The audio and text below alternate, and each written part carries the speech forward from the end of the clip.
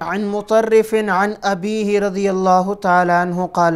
أتيت النبي صلى الله عليه وسلم وهو يقرأ ألهاكم التكاثر قال ويقول ابن آدم مالي مالي قال وهل لك يا ابن آدم إلا ما أكلت فأفنيت أو لبست فأبليت أو تصدقت فأمضيت رواه مسلم۔ رسول اللہ صلی اللہ علیہ وسلم نے ارشاد فرمایا کہ ابن آدم کہتا ہے میرا مال میرا مال، حالانکہ مال تو وہی ہے جو ابن آدم نے کھایا اور ختم کر دیا، جو ابن آدم نے پہنا اور پرانا کر دیا، اور جو ابن آدم نے اللہ کے راستے میں صدقہ دیا اور وہ اللہ کے ہاں پہنچ گیا، وہی مال ہے۔ بقیہ جو بچ جاتا ہے وہ تو ورثہ کا ہے۔ تو انسان کے پاس مال وہی مال ہے جو انسان نے کھایا، انسان نے استعمال کیا لباس کی صورت میں، یا اللہ کے راستے میں صدقہ دے دیا۔ تو اللہ تعالیٰ نے انسان کو جو مال دیا ہے، انسان اس مال کا حق ادا کرے، اس مال کی زکوٰۃ دے، اس مال کو دین کے تقاضوں میں خرچ کرے،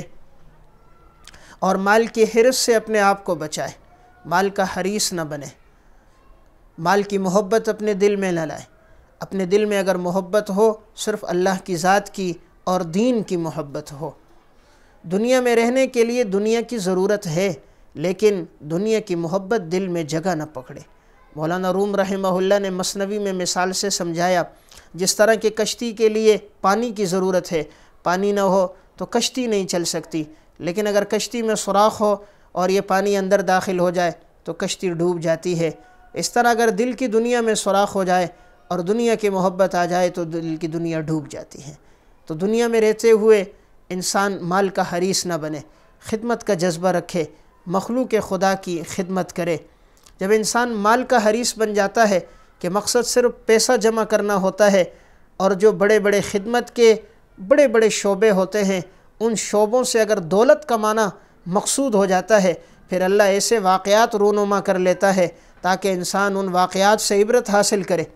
اردو کی ایک کتاب ہے ناقابل فراموش سچے واقعات،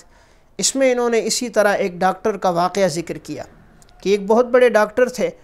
اور دماغ کے اسپیشلسٹ ڈاکٹر تھے، لیکن یہ مال کے بڑے حریص تھے۔ ان کے پاس جب کوئی مریض لایا جاتا تھا تو ان کا پہلا سوال ہوتا تھا کہ پہلے آپریشن کے جتنے پیسے بنتے ہیں وہ ادائیگی کرو، اور میری اتنی فیس بنتی ہے، اتنی رقم مجھے ادا کرو گے تب آپریشن کروں گا، ورنہ یہ آپریشن نہیں کرتے تھے۔ اگر مریض ایڑیاں رگڑ رہا ہوتا، زندگی اور موت کی کشمکش میں ہوتا، تب بھی اس کا یہی مطالبہ ہوتا تھا، جب تک پیسہ نہیں دو گے، مال نہیں دو گے، میں آپریشن نہیں کروں گا۔ مال کا حریص تھا، یہ تو یہ سمجھ رہا تھا کہ اس طرح میری دولت میں اضافہ ہوگا، میرا مستقبل بڑا تابناک ہوگا، میرا مستقبل روشن ہوگا۔ اللہ نے پھر ایک واقعے کے ذریعے سے اس شخص کو عبرت دلائی۔ یہ شعبے تو خدمت کے شعبے ہیں، یہ ڈاکٹری کا شعبہ پیسہ کمانے کا شعبہ نہیں ہے، یہ تو مخلوق خدا کی خدمت کا شعبہ ہے کہ انسان مخلوق پر احسان کرے۔ کوئی غریب تنگ دست آتا ہے، اس کا علاج مفت کرے، اپنے جیب سے اس کے لیے دوا خریدے، آخرت کے اجر و ثواب کو اپنے لیے رکھے کہ اس غریب کی دوا آپ کو وہاں تک پہنچا سکتی ہے جہاں آپ کی عبادت آپ کو نہیں پہنچا سکتی۔ لیکن بسا اوقات انسان کا ضمیر جب مردہ ہو جاتا ہے، انسان مال کا حریص ہو جاتا ہے، پھر اللہ ایسے واقعات بھی بتلا دیتا ہے۔ تو اس کتاب میں ایک واقعہ اس طرح کا ذکر ہے کہ ایک دفعہ ایسا ہوا کہ ایک جگہ ایکسیڈنٹ ہو گیا۔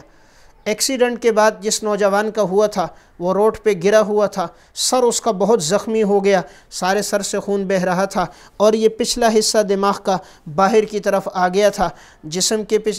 رانوں کے نیچے سے حصے اوپر گاڑی گزر گئی تھی۔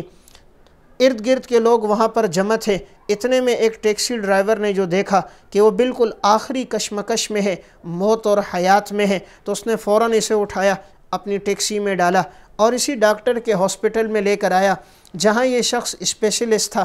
تو جیسے وہاں پر پہنچا، ایمرجنسی وارڈ میں اسے لے جایا گیا۔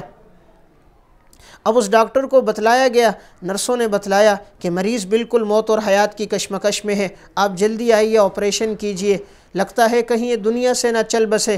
اس لیے کہ دماغ پھٹ چکا ہے، خون بہہ رہا ہے، حالت بڑی ہی خوفناک حالت ہے۔ لیکن اس کا ایک مطالبہ تھا کہ یہ بتاؤ کیا انہوں نے آپریشن کے لیے پیسے جمع کروائے ہیں، کیا فیس جمع کروائی ہے؟ انہوں نے کہا وہ تو جمع نہیں کروائی، کہا میں آپریشن نہیں کرتا۔ تھوڑی دیر کے بعد پھر نرسیں آئی اور کہا جی بالکل ایسی حالت ہے کہ شاید یہ کہیں دنیا سے نہ چل بسے، آپ آئیے آپریشن کر دیجئے۔ کہا نہیں، جب تک اس کی فیس جمع نہیں ہوگی۔ وہ جو ٹیکسی والا تھا وہ تو کوئی عام راہ چلتا تھا، وہ تو یہ دیکھ کر کہ ایک انسان زخمی ہے وہ اسے لے کر آیا، لیکن اس کا دل نہیں، گویا پتھر تھا، اسے رحم نہیں آ رہا تھا، مریض ایڑیاں رگڑ رہا تھا۔ اس ٹیکسی ڈرائیور نے اپنی گاڑی کی چابی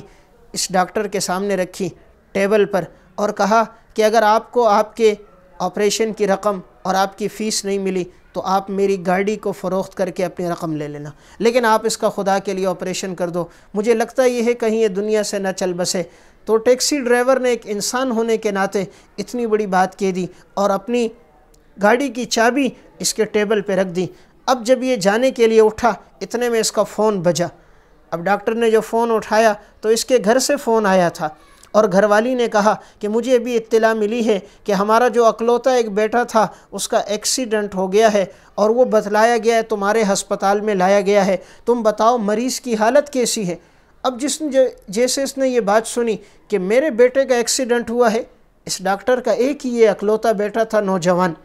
اب یہ فوراً اٹھا اور بھاگتے ہوئے ایمرجنسی وارڈ کی طرف جو جا رہا تھا، آگے سے نرسیں سامنے آئیں اور انہوں نے کہا ڈاکٹر صاحب مریض تو ایکسپائر ہو گیا، اس کا تو انتقال ہو گیا۔ اب یہ جو اندر بڑھا تو دیکھا اس کا اپنا اکلوتا بیٹا تھا، اور وہ اکلوتا بیٹا جس کے لیے مال اور دولت جمع کر رہا تھا، آج وہ اکلوتا بیٹا اسی کی مال کی حرص کی وجہ سے، مال کی ہوس کی وجہ سے آج وہ بیٹا ایڑیاں رگڑتے رگڑتے مر گیا۔ تو اللہ نے یہ واقعہ اس کے سامنے لے آیا کہ اس طرح کتنے ہی اوروں کے بچے بھی ایڑیاں رگڑتے ہوئے مر گئے ہوں گے۔ تم نے دولت کی خاطر، مال کی حرص اور ہوس کی خاطر کہ جب تک پیسہ نہیں دو گے،